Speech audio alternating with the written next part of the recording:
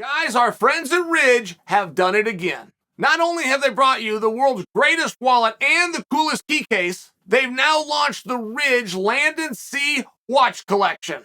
Made with the premium materials known as the Ridge Standard, this watch will help you to level up your look. The aluminum colors and carbon fiber materials even match some of Ridge's popular wallets and key cases. Each watch comes with 2 bezels and 2 straps, giving 4 unique styles. Guys, it's multiple watches all in one, perfect for different styles and occasions. That's not all either. The Land and Sea watches are guaranteed water resistant. With 200-meter water resistance, it's fully submergible. Ridge just keeps evolving, and you gotta try their latest launch. They're even offering a risk-free 45-day trial and lifetime warranty on your watch. Click the link in the description. Use my coupon code Chael. That's going to get you 10% off the Land and Sea watch. Pressure is a word that we can't seem to do without in sport. It's just got to be here. But the sports guy that loves to use the word never tells you why it matters. Now, the truth is, he doesn't tell you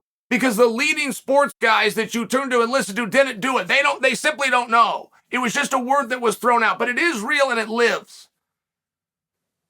It has withstood time, and that word pressure is still here. I do want to explain it to you real briefly. The reason it matters when you're looking at intangibles to identify which athlete has the most pressure. And that's really what we're talking about, right? We're not talking about pressure. Both of them have that. We're talking about the most pressure. The reason that it is a relevant thing is pressure will create a fatigue. It will create a stress that leads to a fatigue, which leads to exhaustion, which when you're in a sport where you must stay calm, you'll hear people say that all the time. Calm is the adverse to pressure, but much like pressure, the person that's telling you it doesn't tell you why it's important to stay calm. The reason you stay calm is to preserve energy for no other reason. It's not because you think clearer, like some people like to say. It's not because your reactions are better or faster, or your shots and attacks are more powerful. If you can stay calm, you can preserve energy. All sports have an element where energy is very important, perhaps none where the lack of energy can be more detrimental than that of combat. All right, but now that we've explained that, I cannot put myself in Izzy Adesanya's shoes and think of a time where he's ever had more pressure. I just can't. I mean, he was this skinny kickboxer that was running his mouth and was getting asked to do some really hard jobs early on. There's a lot of pressure that comes with that. But now the blueprint's out with this skinny kickboxer with the big mouth. The blueprint is just go take him down. That's it. Well, pretty soon he gets up off the bottom. All right, but the blueprint still exists. If he gets up off the bottom, you just have to take him down another time than you were planning to. Still go take him down. Well, pretty soon, he doesn't come off his feet. And then when he does, he scrambles. You can't keep him down. Oh, and by the way, if you do it right in the center of the octagon where he can't use the cage, he'll go ahead and throw up a submission on you. It turns out this skinny kickboxer with a big mouth went and figured out how to fight. But you still have an answer for guys like this. You just get them deep. You drag them into the deep waters. Another annoying colloquialism that exists within our sport. Get him into the deep waters. A stupid expression to mean get him tired and he can't hold up. But not only can Izzy go 5 rounds, if I was to challenge you to show me a single time that he's gone 5 rounds, oh, and by the way, he lost the 5th. His gas tank was empty and he lost the 5th round. I don't think you could do it. I don't think you could do it a single time. So you start to then see, okay, look, we're going to put him in Australia. Oh, and by the way, it's going to be the biggest event ever. Biggest live attendance event ever. Just south of 57,000 live people. That's going to get him.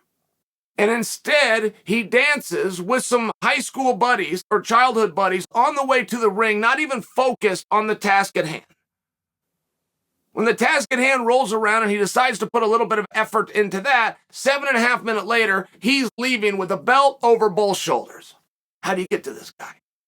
Okay. We can't get to him in the ring. He's too good. He's beaten everybody and he started to do it a second time. So we're going to do it personally. We're going to make him feel bad. That's what we're going to do. We're going to get him out of his game.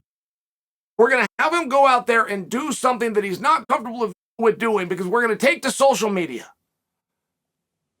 And we're going to take to the headlines and the articles on the .com that runs this industry, and we're going to talk about he's boring to watch. Now, we're not going to say he's boring to watch on the ground, right? We're going to say he's boring to watch on his feet, because that's what he comes from, and that's what he's most comfortable with, and that's where he's most dangerous. So we're going to try to play this psychological game to get him to go to the ground as a way of showing us he can do that too, because we think that's exciting.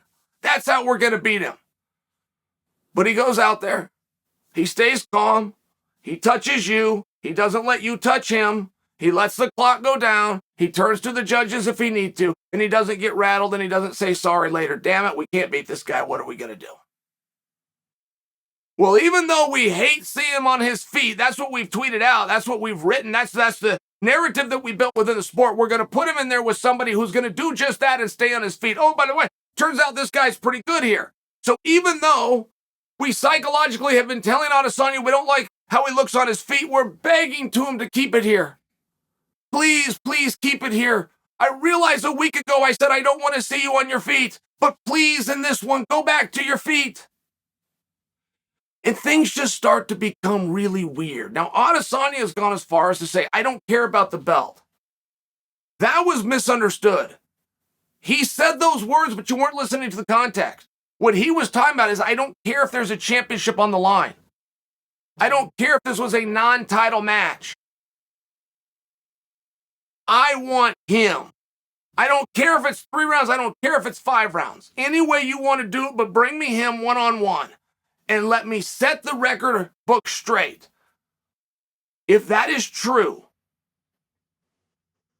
if Izzy is that good at dealing with these situations, that he's manufactured almost a different scenario to what he's really going up against. Madison Square Garden, pay-per-view, main event, greatest nemesis ever. If he has manufactured something else, then you have a genius who's letting us in on one of his secrets. Don't miss it.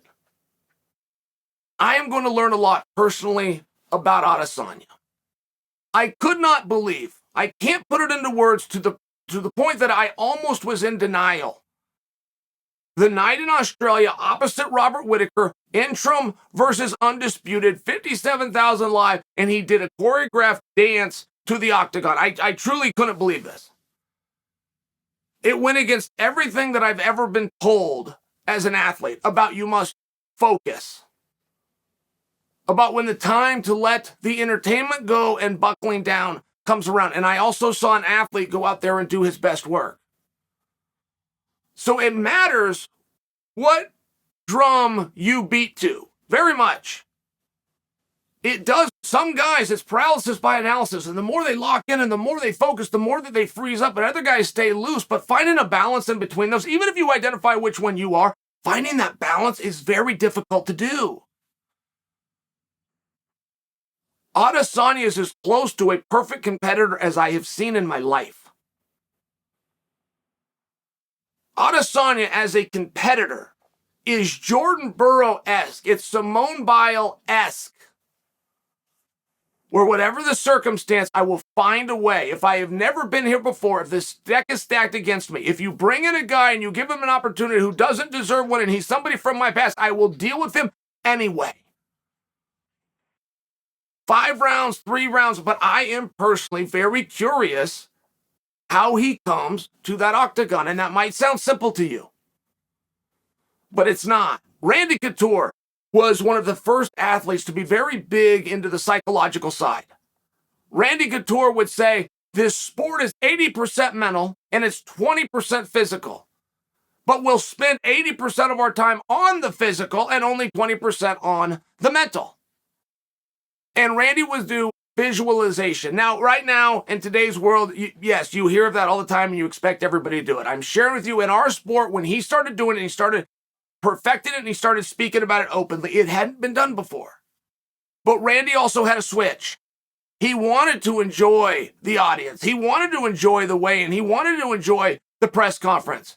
He wanted to enjoy the night of. All of these things, all of these wonderful things he wanted to enjoy, and most fighters can't. So Randy switch would be when he opens his eyes after the Vaseline is put on him.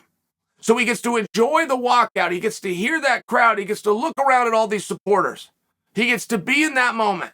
He closes his eyes. They put the Vaseline. When he reopens his eyes, boom, that's when he's someone else. That's where he switched. And I'm only sharing that for you. It doesn't matter at what point your athlete focuses. We hear that word all the time. We hear you must concentrate. We hear you must be serious. Those things are true to an extent, but at what point? I mean, did I have to start that yesterday? Did I have to start that last week? Did I have to start that when I was 9 years old? I didn't get to live life. I just had to be this character trying to beat the other guy. It's a very relevant question. I knew what Randy's secret was, and I saw how he could go out there and become somebody different. And I feel as though I'm seeing the same thing with Adesanya. But the real greats get comfortable with it. The real greats can identify. What did I eat today? How much did I sleep last night? Who did I talk to? What songs did I listen to? How did I warm up? For how many minutes was I in the arena? At what point do I wrap my hands? The real greats will identify it so that they can go and duplicate it. I'm curious, as simple as it sounds, I'm curious in the walkout of Adesanya. I am very into and intrigued by the psychological approach of Adesanya, even more so than the moves. I've never seen anybody that can move like him or start dancing midway through a fight. I have never seen that, but I've also never seen anybody that can deal with things and as many different things as Adesanya. But there is still a question. Just because I see it, just because I observe it, just because I'm impressed by it, does he know that? Is he going to try something different? All of these things are a tell, but all of these things are interesting and relevant to the performance.